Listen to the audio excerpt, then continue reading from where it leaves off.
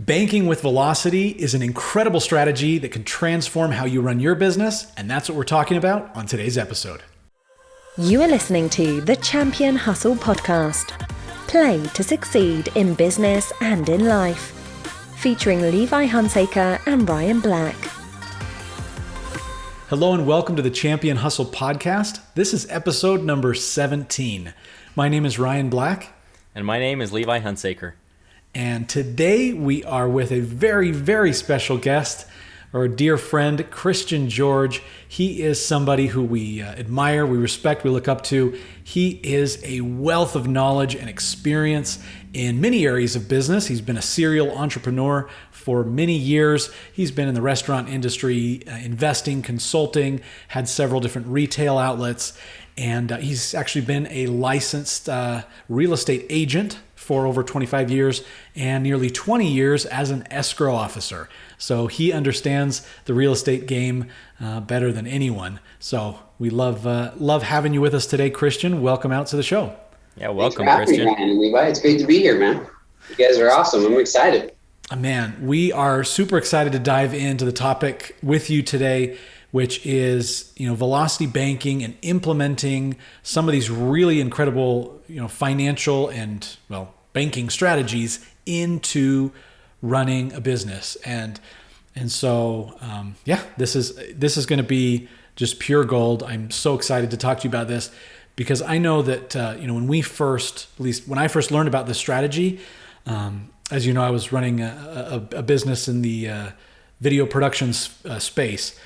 And once I learned this, it was like, oh my goodness, this would transform how I was running my business, where I had so many challenges with cash flow and just, coming up short, having to pay vendors and employees and things. And it was just so frustrating. I wish it would have completely transformed my business if I had learned it a decade before. So I'll blame you for not teaching me this 10 years prior, before I ever knew you. It's like the old joke, when is the best time to buy real estate, Yeah. years ago. Yeah, it's kind of the same with velocity bank. It is just, it's been a life changer, a true game changer for us in our business. And so, and I know for Levi as well. So we're so excited to dive into it. Why don't we kind of just kick things off with, can you kind of give a little bit of an introduction and define it for our listeners? Kind of what is velocity banking and why, we're in love with it, but why should they care about it? What is it? Sure, that's a great question, Ryan. So the way we define velocity banking, the way I define it, the way I teach it, is what we try and do is use currently existing banking tools, many of which you already have in your wallet, already own, already use every day. And we rearrange the way cash flow comes in and out of our personal finances to greatly reduce the amount of interest we pay on amortized debt over our lifetimes. And for many people, we're talking not just tens of thousands of dollars, but potentially hundreds of thousands of dollars that they could pay in interest. And so the cool thing about it is it's something that we already have access to. It's something we already know. We have a relationship with a bank. We have most likely a credit card or 2 or 5 or 15. We already have some accounts that we use, and we can go right in and start changing the way we flow money in and out of our personal finance, and in very short order find immediate access to cash flow, which then in turn changes our debt structure. And that's what we do. It's super fun. One of my favorite sayings in learning the principles of velocity banking is, it's not magic, it's math. Because for a lot of people, when they they really dive into it and really understand how it works, they're like, wait, this is some witchcraft. Like, how does this work? It's simply math. It really is. It's totally true. And a lot of people think, you can't do this. This is illegal. And it's not. The thing is it's not taught by financial institutions today, because we've kind of done a funny thing in this country, is we've left our financial education not to be taught in families or at homes or in secondary education formats, but we leave it to kind of just people to figure out on their own. And so then what happens is the financial institutions in the game, they create content and they create education to help people use their services. Well, they have a bias. What are they going to teach? They're going to teach the products that make the most money. And so that's what they've done. For literally decades, banks have taught us to use amortized mortgages to purchase houses, and they've taught us to use amortized debt because it does a really specific thing for them. It creates a contracted payment over an extended period of time. And contracted payments have a lot of value. They have a lot of dollar value, cash value. Banks broker them, they sell them. It's what created the mortgage-backed securities market that led to the Great Recession. It's this concept of taking contracted payments over time as almost a guaranteed or a promised stream of income, and then monetizing it. And banks have become experts at doing that. So what they want to do is they want to keep you in payments on loans for as absolutely long as they possibly can. And we've seen it even go out where new loan products can go 40 or 50 years. Wow. Well, and one of the things is so little people, or so few people, understand amortized debt and how amortization works.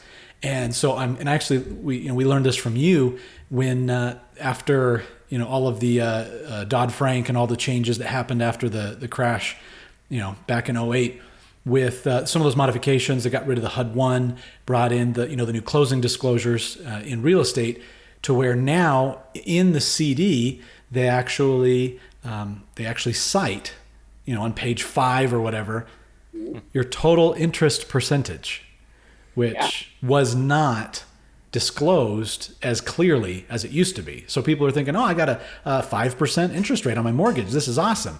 And then they look and see the total interest percentage and it's like 90%, interest or whatever. But it's still buried all the way at the back. It is. It's at the end of it. The irony of that, and I love the tip number. It's often referred to as your tip number, right? It's kind of like a way to look at your true cost of money and find out how much it really is going to cost you over the life of this loan. Well, I think we're still artificially lower in the market than we should be, right? When I started in the title industry and I was closing refinances and mortgage loans consistently in the early 2000s, it was not uncommon for us to see rates at 7, 8, 9. And what that would result in is over the life of that loan, the consumer on a 30-year mortgage product is going to pay 3 or 4 times the value of the asset they've just purchased. Whereas right now, where we have kind of artificially low because of the Great Recession, and now we're going into COVID, where we have artificially low interest rates, we're seeing that as double the cost of the home. And that's just not something that is sustainable or consistent. I mean, we're experiencing kind of an extended period of time where it's going to be in play for probably 15, maybe even 20 years. But really that tip number in the future is going to look at something like 150 or 200% of the cost of the home. And that's going to be common, and it's not going to be out of whack. And it's not a bad program. Banks aren't evil. This is kind of my soapbox. I get talking about them. Everybody's like, financial institutions suck. And I'm like, no, they don't. You need them. You have to have somebody to lend you money. I mean, you don't have to, but sure makes business and life easier when somebody's willing to give you some money and you're willing to pay a fair market rate for it. So I love banks and I love credit unions. And I love those who can see a vision and a value in doing business and creating commerce. And it's really a powerful concept because there's not an evil player. Money's not evil. Money is not the root of all evil. Money is not. It's nothing more than a tool. It's just a simple way we measure. And interest rates, ironically enough, are the same. They're nothing more than a tool. It's simply a way that we can gauge our relationship as a borrower with a lender. The higher the interest rate, the less confidence or faith that lender has in me and my collateral. And you can reverse that. The lower interest rate you have, the more confidence that lender is going to have in you and your ability to repay them. Yeah, that's excellent. You mentioned something about, where we're learning our information. And this type of stuff, we're doing ourselves, I believe, a very big disservice in not teaching our young people as they are, taking on life challenges. They're turning 18, they're getting out into the world, and they don't understand how to manage finances. So what are some of the biggest challenges that you can propose to the way that we've been taught how to manage our money? Well, one of the things that's really common in what we're taught, really, and we learned it from the last couple of generations, right, the kind of ideal way to process and grow through life was to, get a really stable job, have a good 401k or a good pension plan, and, work into it for 30 years. And then at the end of 30 years, that pension plan, that company was going to take care of you for the rest of your life, or those 401k savings would be enough to carry you through retirement. We know now that's simply not the case. With the average age that people are living and how hard we work and our health improving, we're living many, many, many more years in retirement. When Social Security was established, they were expecting people to live on average 3 to 5 years in retirement. So it was a great system that worked well, right? Because people were passing away at an average age of 71, 72, and they're living for a very short period of retirement. That's just not the case now. I mean, retirement is 20 and 30 and even 40 years for people.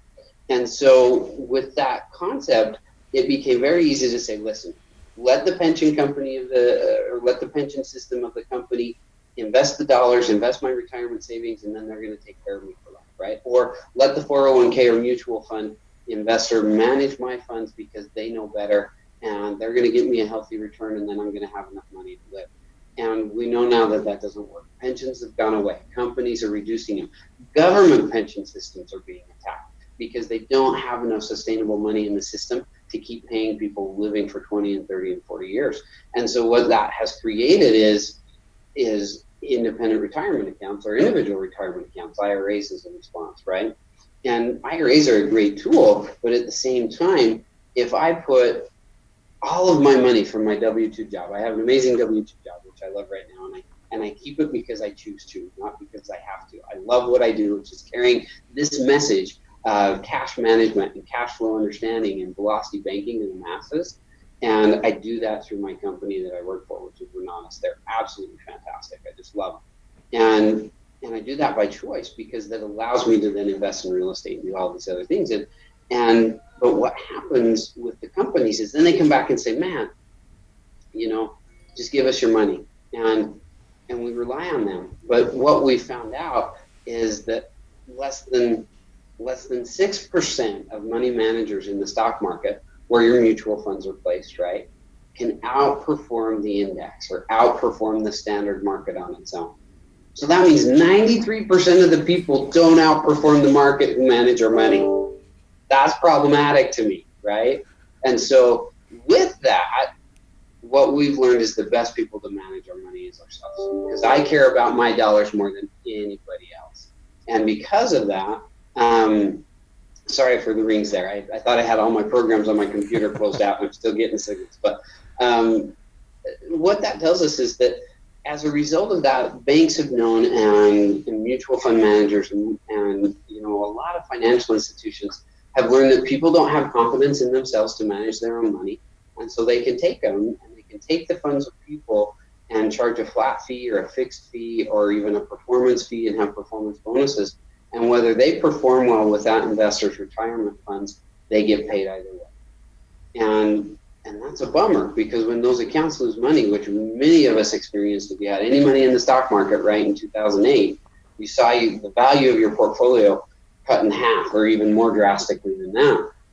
And all of a sudden, decades of earnings have been wiped away, then they still got paid. Those money managers still got paid. And so that's been the perpetuation in the system. And it's not anyone's fault. I don't fault the money managers. I don't fault the mutual funds. They're doing business in a way that makes their shareholders and their owners the most money. I just think that we should do our own money management, because we're gonna care about our dollars, and we have the ability with a little bit of education to do so much better. And that's really the goal, right? There's a lot of myths out there about money management. Lever brought up, what did the banks teach you? Well, they teach us to do the products that make them the most money. It just is. It just really is that simple. They're going to keep selling us or tell us that we can't participate in investing that they can't get a share of, that they can't garner some earnings on. And for example, if you went to, say, a brokerage out there today to manage your 401k and say, man, my friend, he's getting some really great returns in real estate, for example. So I'd like to take a little bit of my portfolio that I have with you, Mr. Schwab, and move it into real estate. He's going to tell you that you can't do that. He says, you can't do that. And the truth is, it's not that you can't do that with your retirement funds. It's that he can't. his company prevents him from giving you the opportunity to invest in real estate unless it's, a huge REIT, which is a real estate investment trust, or a different kind of vehicle where your margins and your rate of return go way down. So it's up to us as the consumer to find out what's available to us and how we can do it better, and then take advantage of the tools out there like self-directed IRAs to help us do it. And that's a lot about what we teach about. I don't go in the class. I start with the core. Like when I teach velocity banking, I start with the core concept of cash flow management and how important it is. And then I leave investing up to much smarter people than I am who can teach you about how to self-direct your IRA, specific strategies for investing in real estate. It's just awesome. There's a ton of great content out there. But first off, we got to find the money to invest and manage our own money better. Right. And that is the first step. And don't cut yourself short now. You've been investing a long time. And I know, and I've seen some of the deals that you've done. You're a very tenured investor, but I appreciate your humility.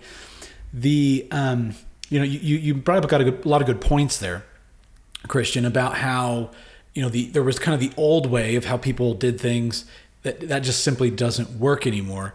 And to get the best results, you really have to take ownership, in other words, for not only your financial present, your financial future, your retirement, and your money.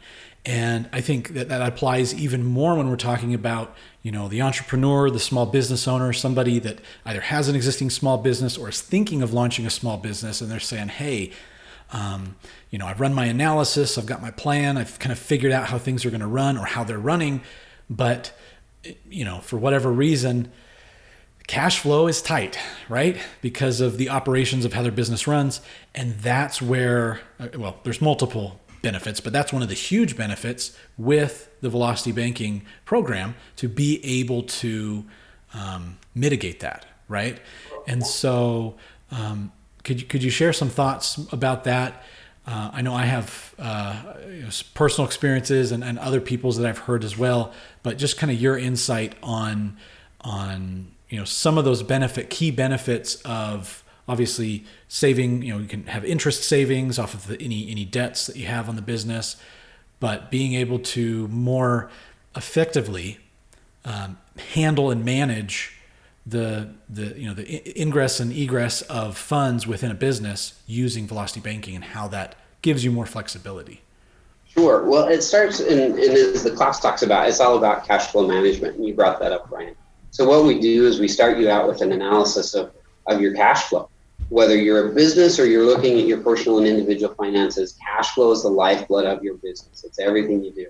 And so we take a hard look. We look at how your cash comes in, how your cash goes out, what your payables are, what your receivables are, and finding the balance of when and how we can manipulate those to more effectively yield a higher amount of cash in our business. Now, one of the concepts of velocity banking is really simple. It's that the more cash you have together in one place working for you, the more quickly you can retire debt and pay less in interest. Now, the opposite of that is true. What the banks teach us to do is they teach us to put little amounts of money in multiple accounts across several platforms, right? I don't know if you've had the opportunity to take a child or some young person into a bank to get their first checking account, right? It's awesome. You walk in, you say, my son just turned 16, he's getting a job, he's going to have his first paycheck, and we need a checking account to deposit his check into. And the bankers are like, yeah, this is great, we're so excited to have you. And then they start to tell you about the other things they do. They say, well, if you've got a checking account, you probably want to have a savings account so you can put a little bit more money in and set that aside for the rainy day, or if you're saving for, a car or some big purchase. And you go, okay, that makes sense. And then they go, well, now, in addition to that, if you want immediate access to your cash, we're going to have to get you a debit card. So you don't have to write a check or anything. Out of your checking account, we can give you a debit card. So there's your third one, right? Then they go, but, even better than that, now let's help you build some credit. Let's get you our bank Visa card, which will also be tied to all of your accounts, which is at 9.9%, and we'll give you a $1,000 credit limit. And that can also be your overdraft for your checking account, just in case something bad happens. And then you're thinking, okay, well, all of a sudden there's 4 different accounts, right? And then they continue on saying, now, I know that you're not really thinking about college just quite yet, but you want to save some money. And you don't want to just put that money in your savings account. You want to put that money into a money market account, because instead of getting 1/10 1% interest rate. We're going to give you a whole 1% interest rate on your money in your money market account. So you say, well, better get that right. Exactly. And then you get all excited. And then they say, now we've talked about a lot of things, but long-term savings, if you put just $50 away today in a CD, a certificate of deposit account, we can give you a guaranteed return in 5 years. We'll give you 3%. It's going to be awesome. And so all of a sudden, at the end of that day, you went in to open a single account and you walk out of the bank with 6 or 7 different accounts. And the bank loves that because they take all of our paycheck and they use this concept of segregation of income and they put it into all these different individual accounts because it doesn't have as much power. So we start off in velocity banking and squash that. We want your income from your business or we want your income from your personal finances to hit the same account, the same place, and have power together because our dollars have more power when they're together, right? When we see that. Oh, sorry. Keep going. Go ahead. No, I was just going to say, when we see that and we have that available cash resource, because what do we hear in investing? What do they say in investing about cash? Cash is what? King. Cash is Cash king, is right? king. So we got to get our cash together and we got to do it in a real serious and very calculated manner. And so we do that by starting to track a budget. We look at our expenses and all that kind of stuff. We know what comes in and what goes out every single month. But all of a sudden, when we have those two understandings of how much we have available and we keep it all together and what needs to come in and out on a monthly or weekly basis, whether we're managing business or personal finance, then we could start to see how much we have to work with and how much we can manipulate. And the concept of velocity banking is then we take a different kind of tool. We leverage a line of credit account or any type of revolving credit account, such as a credit card, that will then allow us to go in and use that as an operating account for our business or our personal finances. Yeah, that's awesome. You gave us a few things to watch out for in separating all of the income. What are some other things that we can watch out for? We keep hearing this term of cash flow, right? Cash flow is king. Mm-hmm. So what are things to watch out for when considering how we manage and optimize our cash flow? That's a great thing. So one of the things that I first talk about, and this is where, I'm kind of the anti-Dave Ramsey and anti-Susan Norman guy. I love them. Both of them teach fantastic content and teach people great ways to get out of debt and hopefully build for retirement. My problem with both their techniques in teaching people how to get out of debt is they focus on one single debt at a time and not on cash flow at all. They say, okay, you got to get to a point where you're making more money than you're spending. So that's their first rule, and that comes with budgeting, right? The next thing they talk about is they said, okay, pick one account with your lowest balance and pay that off. Pay everything extra to pay that off every month until you get that one paid off. And then we're going to take all the money from that monthly payment and move it to the next lowest balance account. That's called the snowball effect. Now, when you do that, you can pay off and retire large amounts of debts faster than other ways that you could do it, right? And that's a good thing.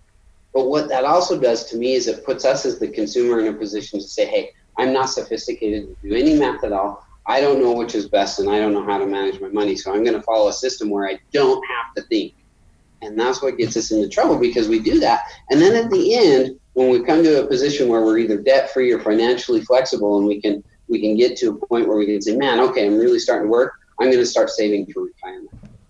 And no matter what we do, if you plan on living 25 or 35 years in retirement, you could save 100% of your income today and not be able to maintain your lifestyle for 30 years in retirement. That's my issue. I'd save 100% of my W-2 income today, 100%. Not pay my mortgage, not live, make car payments, not go on vacation, not buy groceries. And I still wouldn't have enough money to maintain the lifestyle I live at today in retirement for 20 years. Just 20 years. And so that's the problem with that system. The pitfalls that we really get sucked into is this thought of, the multiple accounts and how bad they are for us. I love Dave and Susie because they say you got to attack your debt and you got to get rid of it.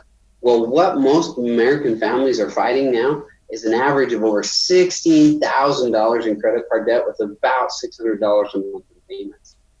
That's the average American household. Some households will be $20,000, $40,000, or $60,000 in consumer credit card debt. So that's really the hard thing. And what happens is the pitfall they want us, and it's that same segregation of income concept, is they want you to have a Citibank card for $1,000, and they want you to have a Home Depot card for $5,000, and they want you to have a Sears card for, well, nobody shops at Sears anymore, but they want you to have, whatever credit card. So all of a sudden you've got your money going every month to 10 different minimum payments, right?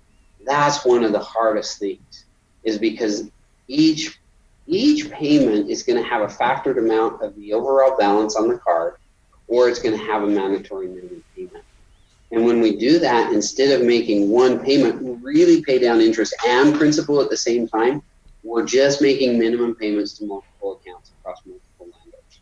And that's what gets people stuck in the debt trap. So that's the number one thing, is look out for the multiple accounts and start to manage that cash flow better. The next is we got to get rid of what, John Commuta referred to as the CIA. We fall victim to the CIA in our personal finances. And the CIA is convenience, indulgence, and basically stuff that you're entitled to, right? That you deserve. I deserve that because I'm special. So we make purchases as consumers based on convenience, indulgence, and what I can have today. And when we do that, we spend beyond our means. So if we look at just those two things of making decisions on, the old adage, use it up, wear it out, make it do, or do without. If we live that premise in our lives, all of a sudden we see that our dollars can go so much further. And we can have more cash flow to retire debt, do vacation, start to invest in whatever it is, real estate, properties, businesses, whatever you want to build. It all requires capital. And sure, we can use other people's money to do it, but when we have a little bit of our own, we can move so much faster. Wow. Yeah, it is. The thing is what's so interesting. I love what you're saying. The banks, obviously, everything that they do is going to benefit. They do what benefits them most. But the changes, and as we, we're kind of giving a real high level overview here of some of the tenets of velocity banking and some of these strategies. But when you really, once you dial, understand A to Z every single aspect, there are lots of incremental changes that you make. It's not like this massive, huge thing. It's just lots and lots of little, small, incremental changes that when you combine them together produce massive results. can completely transform how you're running your personal finances, how your business, whether your business is staying afloat or whether you're going underwater. It is, it's really just little things. So talking about those massive changes, I want to share a story, my sister's story. And she's given me permission to share this, but she has had some medical troubles and had to stop working. When that happened, she got into a position with her family finances where they were negative $500 a month cash flow. Basically, they did not have enough money to meet all of their obligations at the end of the month. And by taking all of this knowledge and learning velocity banking, she was actually able to flip that on her head and flipped it to a positive $700 a month cash flow. So that is a $1,200 a month swing just from understanding the principles of managing your own finances, understanding how to manage debt better and to make it work for you instead of you working for your debt. And it's been an amazing thing for her and her family to be able to flip that around and to have the stress and the pressure lifted off. It's just been awesome to watch. It's night and day, right, Levi? I mean, it just goes all the way through the process. I remember when I really dove down into the concept, and I was like, because I was skeptical like everybody else. I'm like, there's no way you're paying off your mortgage in 7 years, and you really can't. And I was like, because I'm managing cash flow on businesses and really focusing, and I know how impactful and how tight it can be in the concept of coming up with an extra, $5,000 or $50,000 a year to pay down your principal balance on a mortgage was just, it just didn't seem like a possibility. But when I really learned the principles of it, where you're using lines of credit to be a warehousing account, your operating account for your business, and you're clearing all of your expenses out of there by putting all of your income there first, and then seeing what happens at the end as you gain that $500 or $700 or $1,200 a month. it just is truly life-changing. We've seen it happen. We've seen it happen for students where they free up. Me personally, I freed up $457 the first month I really started to apply the principle in cash flow. $457, right? And your sister freed up $1,200. And I've heard stories where people are freeing up $2,000 and $3,000 by simply looking at where it flows differently, and then they begin to use that extra cash flow to retire debt, pay down debt, pay down debt, pay down debt. But what that does is it reduces phenomenally the amount of interest that they have. And we've seen people go through the process and become completely debt-free in 5 years or 7 years or 10 years or less. And it just takes all that pressure and weight off. That's what I love about it. You talk about having a good feeling when you go home at night and you've got enough reserves there. We talk about how much you should have, how to establish a reserve account, where you can keep your reserves, right? But when you have those in place and you're not stressed, something can happen tomorrow. There can be a major accident. You might have a hospital bill come up, and it's not going to put you under. You don't have to worry about a bankruptcy. It changes everything. Yeah, and you mentioned being able to free up that cash flow. And just a word of caution, that doesn't mean to go do that CIA approach and go buy that brand new boat that you've been looking at, right? Oh. It's not about the have it now. It's really, if you continue to manage your money poorly, this is going to be a bigger problem for you. Absolutely. Because you can dig yourself deeper and deeper into debt. But if you learn how to manage it in a positive way and retire that debt, that's the true power of it. It's truly true. And Levi brings up a good point. I mean, we have experience of students who have done it both, right? I've heard the horror stories of where they freed up the cash flow, and now because they're at a positive, they've retired some debt, rearranged their finances, they can go out and borrow. They can borrow more money. They can refinance. They can get a HELOC on their house. And all of a sudden they have access to 50 or 100 grand. So what do? They go buy a boat. They go remodel their house. They go on the big vacation that they promised they would go on for 10 years. And then they come back and aren't disciplined, and those bills have ratcheted right back up. And I think, in my opinion, truly, I think that's why, Dave and Susie harp on it so much, is because they just have known so many people who've fallen into that trap. My personal belief is that we're smart beings. We have the ability to monitor our money, monitor our cash flow, and do better. And when we do, the potential interest savings over lifetimes, just think of that. Think of retiring your home mortgage in 10 years instead of 30. That's 20 years of potential payments and potential interest savings. I mean, that's literally 2/3 of your payments. If your payment's $1,000 a month, that's 240 payments of that. That's $240,000. It's crazy. And what do we do with that? Well, we build a better future. We build a legacy for our family. We invest. We put ourselves on a path to financial flexibility and passive income through real estate and all the other fun stuff. A little bit of knowledge goes a heck of a long way. Yes, it does. Makes all the difference. Well, awesome. Thank you, Christian, so much for joining us today and being here with us. I mean, we could sit here all day and talk about this topic. It is we've only scratched the surface, which is unfortunate, because I guess the format of the show is a little bit shorter. But for those of you who are interested in connecting with Christian and learning more about him, simply go to his website, which is cashflowwins.com. Cashflowwins. And then you can connect with him and learn a little bit more about who he is, and what he's doing. So thank you again, Christian, for taking time to join with us today. We really appreciate it. Thanks, guys. It's been a pleasure being with you. Call me out again. We'd love to do it again in the future. Absolutely. And for all of you, our wonderful listeners and viewers online, we just want to remind you that championhustle.com is the website where you can find all the links for signing up on the different platforms, as well as we've got our YouTube channel and our Facebook group. We'd love to have you join us there so that we can interact and get to know you a little bit better. And next week, Levi, what do we got coming up next week? Next week, we invite you guys to join us to challenge your definition of success. Awesome. Look forward to seeing you then. Until then, take care. We'll see you next week. Bye-bye. Have a great week, everybody. Thank you for joining us on this episode of the Champion Hustle podcast. For more great content and to join our online community, visit us at championhustle.com.